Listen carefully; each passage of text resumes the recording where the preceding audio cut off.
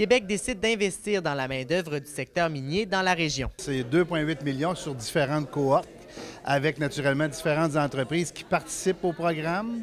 C'est naturellement dans des secteurs d'activité où, à un moment donné, on dirait qu'il y a un ralentissement au niveau de la formation. Donc, ça stimule naturellement les entreprises à combler leur pénurie de main-d'œuvre. C'est une formule, comme vous le dites, là, qui cible justement des emplois précis pour essayer de répondre à des pénuries de main-d'œuvre dans certains secteurs. La formation permettra de combler près de 180 postes en Abitibi-Témiscamingue, une mesure qui viendra certainement aider le secteur minier puisque l'estimation des besoins de main-d'œuvre est de 320 postes à combler entre 2023 et 2028. C'est un programme qui dure 6 mois et naturellement qu'à travers leur apprentissage, ils travaillent en entreprise. Donc, c'est quand même quelque chose qui bonifie et l'étudiant et l'entreprise. Un investissement qui est bien accueilli par des acteurs du milieu. C'est une formule quand même vraiment intéressante maintenant parce que c'est une formule de courte durée, hein? Donc on appelle ça les projets COUD.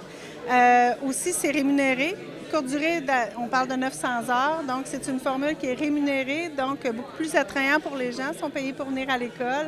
Et aussi, c'est en alternance travail-études. Les entreprises ont tout avantage à profiter de ce genre de retour.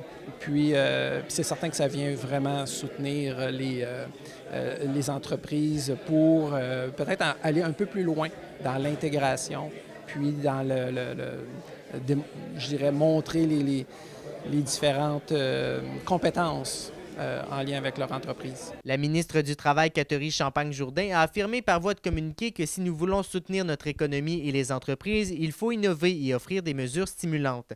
Les inscriptions sont d'ailleurs déjà ouvertes et une prochaine cohorte débutera dans un peu plus d'un mois, soit le 7 octobre prochain. Alexis Dumont, RNC Nouvelles, Val-d'Or.